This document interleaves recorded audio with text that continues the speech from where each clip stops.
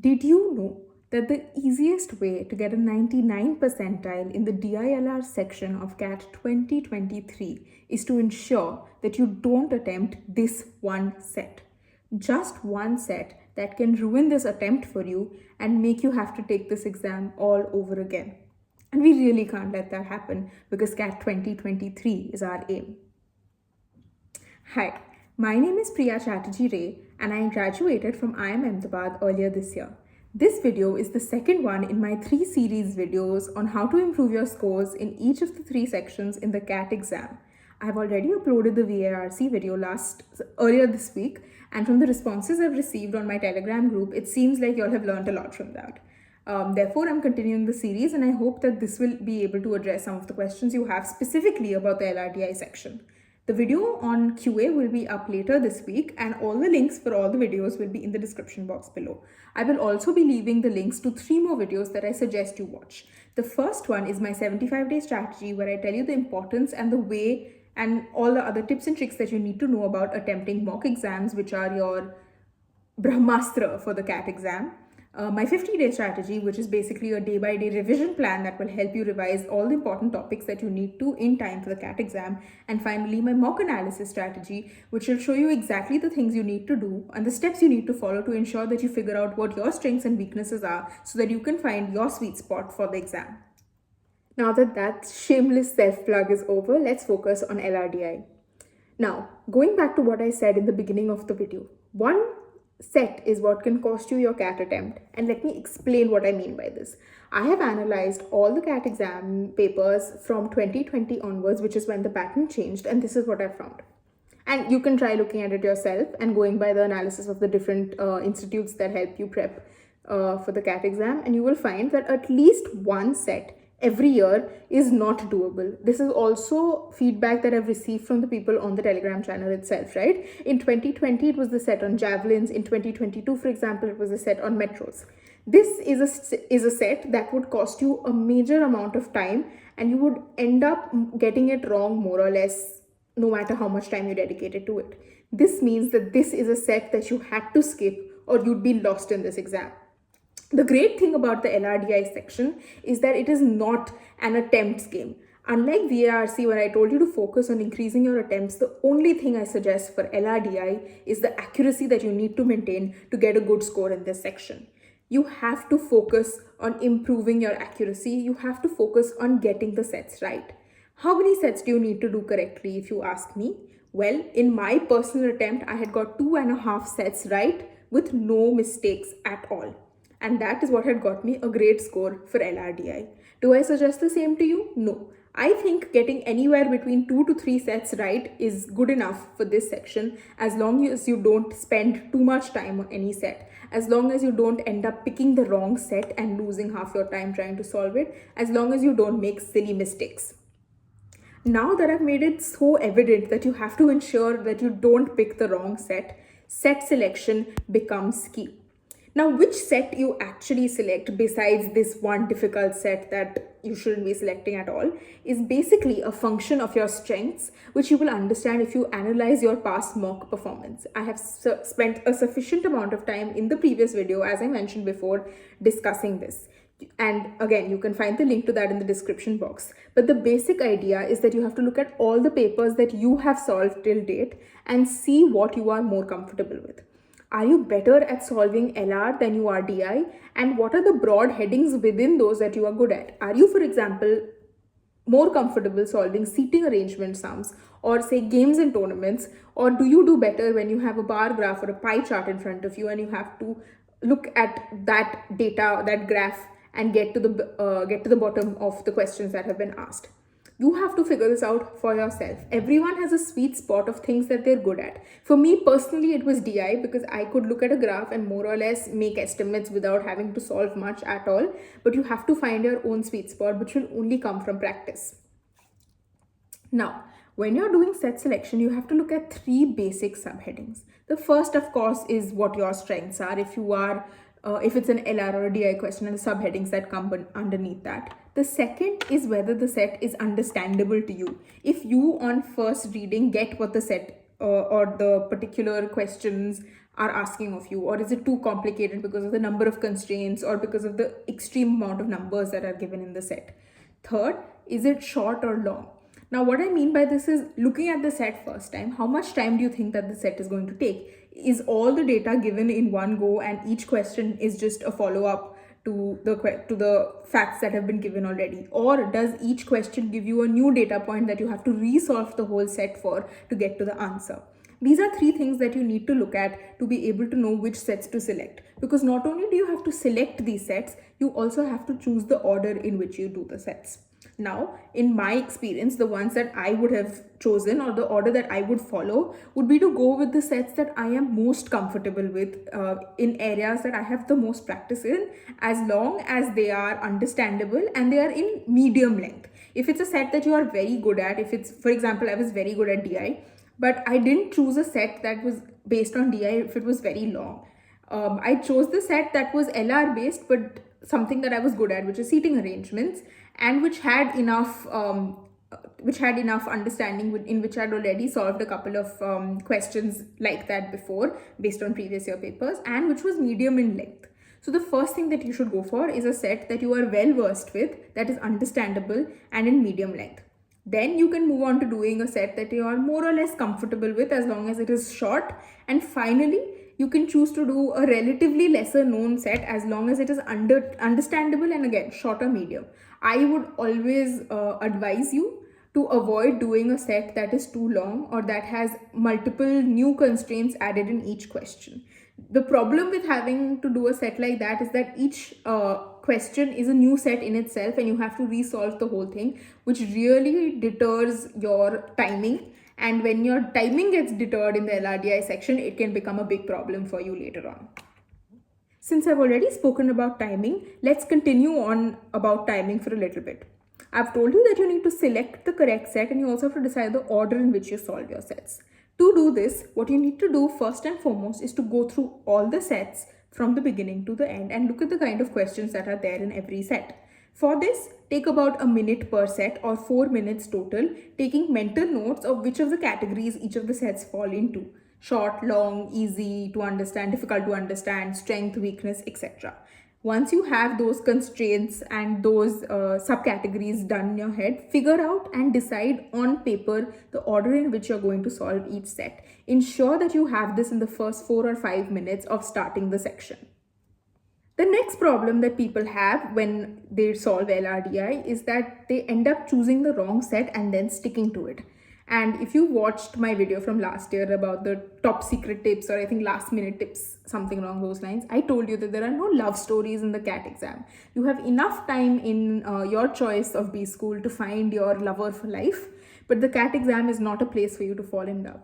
If you have attempted a set and at the end of say 3 minutes, you have realized that you are going nowhere with the set, it is my earnest request to you to please consider it a sunk cost and move on. Don't think of it as an opportunity cost where, I've already given it 3 minutes, let me give it 3 more minutes, I'll be able to solve it. Don't do this. This is not an ego game. You're not fighting with anyone but against time. You don't have to tell you don't have to come out of the exam hall and tell anyone what set you solved and whether or not you started to solve a set and whether or not you could solve it at all, right? It's just you versus you and time.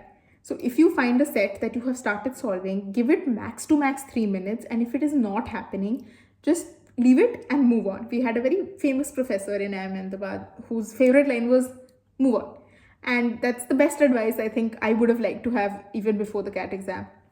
अगर set solve नहीं हो रहा तो उसको भगवान के लिए छोड़ो and move on. Give it 3 minutes. If you see that in those 3 minutes you are able to solve the set, it's happening, you're getting into the groove of things, try to finish the whole set within 10 minutes. This would mean that 10, 10, 10, around 30 and the first 4 or 5 minutes, around 35 minutes mein, you have finished all the 3 sets that you need to do at max. Ideally do at least 2, like don't come out of that exam hall without doing at least 2 sets, or break it up. Basically don't come out without doing 8 questions, and that's still okay. But don't get caught up in a set key. Don't take it on your ego key. How is it not getting solved, right? It's fine if it's not getting solved. Don't have to argue with the set sitting there. Just learn to move on. I think this is a problem that a lot of people are facing even in the mocks right now. We chose the wrong set and then we stuck to the wrong set and we couldn't move on. Remember, it doesn't matter. All that matters, and then someone was talking about percentages in the section and something like that. None of that matters. At the end of the day, it only matters that you get a specific number of marks to get a specific percentile in that section. It doesn't matter it doesn't matter if you did the difficult sums or the easy sums, because every single question in that CAT exam has the same amount of marks. So as long as you can solve the questions, it's fine. Other reason why it's important that you finish it under this 35-minute mark is, personally, it was a very personal decision for me. For me, QA used to be the most difficult section, and I really needed that breather at the end of 2 sections to, calm down before I could go into like the final leg of battle, because I would face burnout or exhaustion at the end of those 2 sections. So in my personal CAT exam, I had finished the sets that I could do within 32 minutes and I had 8 minutes free. I literally did not try to attempt a new set. I knew that the sets that I had solved were good enough and that 8 minutes would be too little time for me to try to attempt this really long set that was left.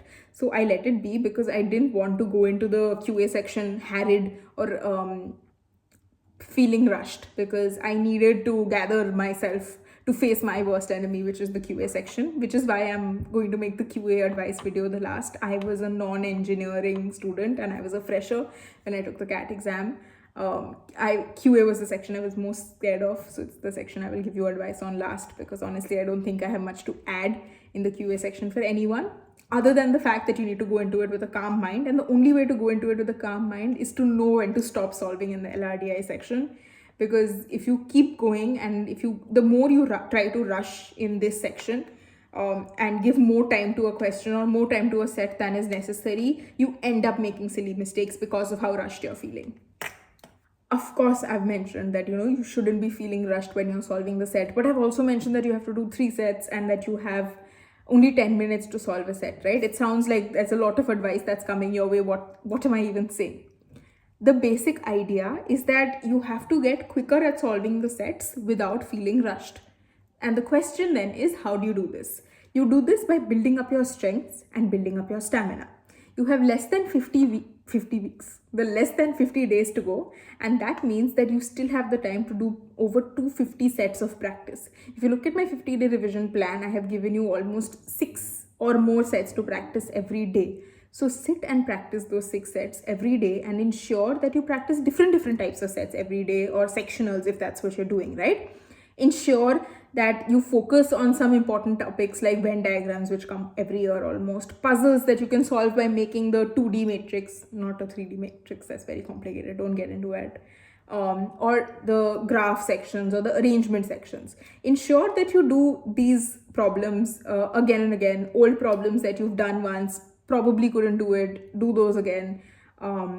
Ensure that you practice a variety of different types of problems and sets, and focus on the sets that you think that you are good at, as long as they're also sets that come in the CAT exam quite often, for which you can look at past year's papers. This way you build up your stamina by solving 6 sets every day, because in the actual CAT exam you only have to do half of that, and by building your strength areas. Once you have this sort of comfort level with solving Venn diagrams, graphs, whatever it is that you choose to do as your strength area, when it actually comes in the exam, you will feel more accustomed to the set and you will feel more comfortable, and you will be able to solve it as if you're just sitting at home and solving the set, and the pressure of D-Day will not get to you. All of this is done, but I told you that DI was my strong section, and the question then arises is, how was I so good at DI if I wasn't really good at quant, being a non-engineer? The answer to this is Vedic maths. When we start our CAT prep, everyone is really hard on Vedic. We have to do Vedic maths, quick maths, we have to be able to solve quickly, and that excitement sort of wanes away with time. This is the time to bring back that excitement. Vedic maths is your lifesaver in the CAT exam, not only for the quant section, but also the LRDI section. Yes, they give you a calculator in that exam, but using that rotten thing is the worst thing that you can do to yourself in the exam, because it'll take you so long to just put one number into that calculator. All your time to solve will be completely gone. So get quicker at solving simple calculations, multiplications, divisions, percentages, ratios. Practice these things. Just 30 minutes of Vedic maths a day is enough for the next 50 days, as long as you do it every day and build up your stamina again in practicing and ensuring that you are able to make these calculations quicker. You don't have to get to the exact answer, as long as you get to a rough answer as well using Vedic maths. That should be enough for the LRDI section. The next point to remember are things called mental legends, or the nomenclature that you use in the exam. If you look at any arrangement question, you will find names such as Abraham, Barak, Charnock, and Dufferin were sitting around a table. It's easy, you know the nomenclature, you say A, B, C, D. But what if it is something like Abraham, Astha, Barak, Bhavika? You will say that you're going to use, say, A, M, and A, F for male and female. What if the names in the exam are then Abraham and Ashish, right? So then it becomes complicated, and you'll have to sit and come up with new mental legends for each exam or for each set that you come across. Now that you have time in the next 50 days, sit and decide what nomenclature or what mental legend you will use. Will you use symbols? Will you use the first two letters of the name, etc., etc.? Decide and go beforehand, so that there are no surprises in the actual exam, right? If, as long as you have a strategy and a plan and you stick to it and don't change it on the actual day, you'll be fine. If you've decided that you will say ABCD, so let it be ABCD only. Don't try to change it on the main day, because then you will end up getting confused and you will end up marking wrong once you start building your 2x2 matrices. You will end up getting it wrong, and that will cost you your questions, which is something that we want to avoid. So the next step is to ensure that you have your nomenclature decided and fixed, and that you don't change it, and you practice it for every set that you do going forward. Now, the next two tips are a little controversial, but they personally helped me in my CAT attempt, so I'll tell you about it. Be careful when you're utilizing them. Don't use it as the first thing that you do when you try to attempt a set. But if you feel like you're up against a wall, you can try using this, and as long as you have practiced it beforehand before going into the exam, right? The first is for the DI section. If you are choosing to make it your choice of sections, when you're solving or when you start solving beforehand, see how close the options are. For example, if the options are something like 9%, 10%, 11%, 12%, these are options that are too close.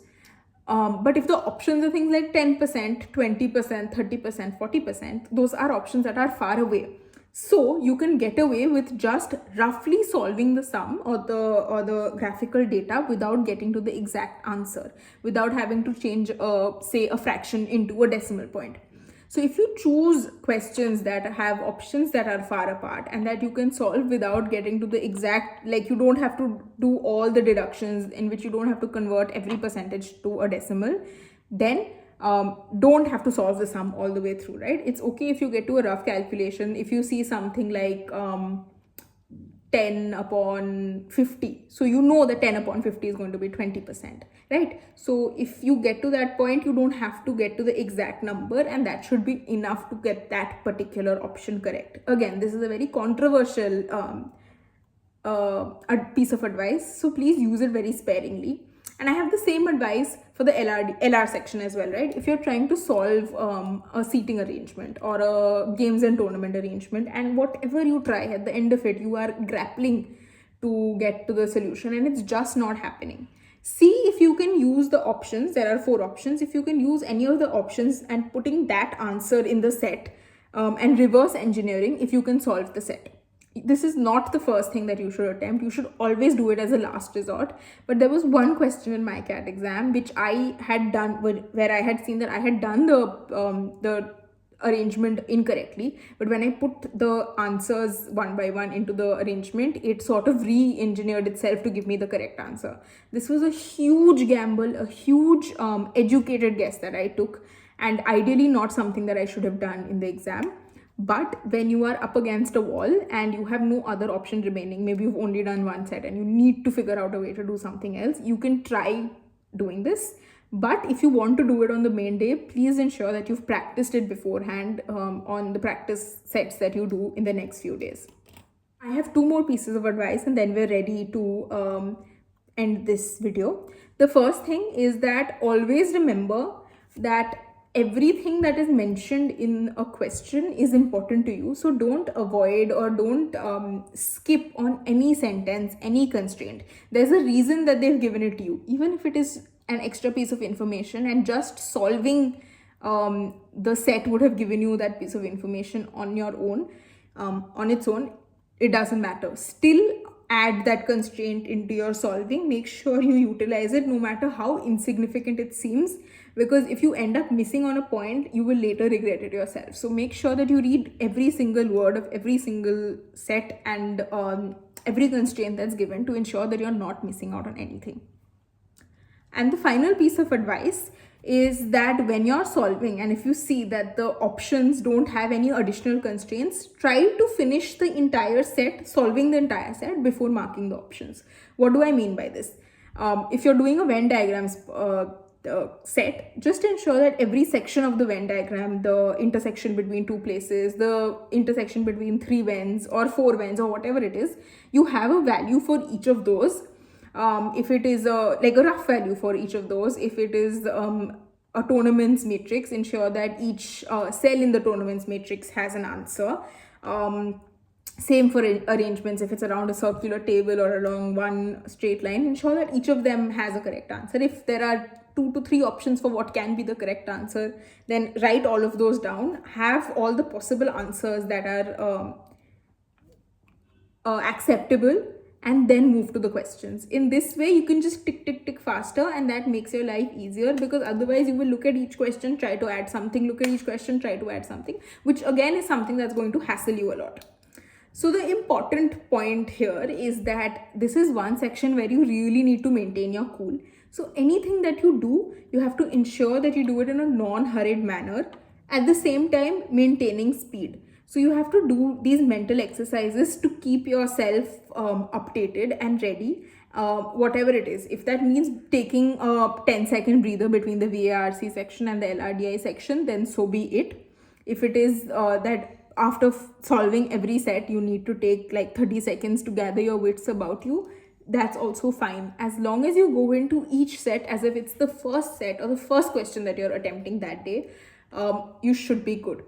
Ensure that you try to bring a sense of calm or therav to you when you're doing the LRDI section, because the one thing that I've noticed in most students is that silly mistakes is what costs them questions, and that's what we want to try to avoid. So that's it. I think that's all the advice that I had for the LRDI section overall. Other than this, I would suggest that you try to choose sets where you don't have additional constraints in the questions, where you can just look at a graph and find the answer without having to actually solve anything. That you do sets that you feel comfortable doing or that you have done before. For practice, I suggest that you do previous year questions, because they do tend to repeat patterns in questions every year. And that I think that you should really spend your time reading every set carefully and making the correct decision even before you start attempting the section. That said, I think we're done with this video. Thank you so much for tuning in and for listening to my advice, and I hope that it's helpful. Make sure to check out the links of the videos that I've mentioned in the description box below. And like always, I have a Telegram channel, the Cat 2023 Warriors. It's a small community of people where everyone lets me know their targets for the day, to keep some sort of accountability, so that they're actually spending the time studying instead of sleeping. I know that's one thing that really starts happening when you're near the exams. You tend to eat a lot and therefore also sleep a lot. But being accountable to someone that is not yourself really helps. So the link to join the group will be in the description boxes as well. So feel free to join. If you have any questions, do let me know in the comments. And if you want to access the sheet on the 50-day revision plan for completing the syllabus, not completing the syllabus first time, but for revising the syllabus, again, the link will be in the 50-day strategy video. Thank you so much for tuning in. Like, share, subscribe, do all of those good things, and I will see you for the QA video. And till then, best of luck studying, and I hope you get into the Bschool of your dreams.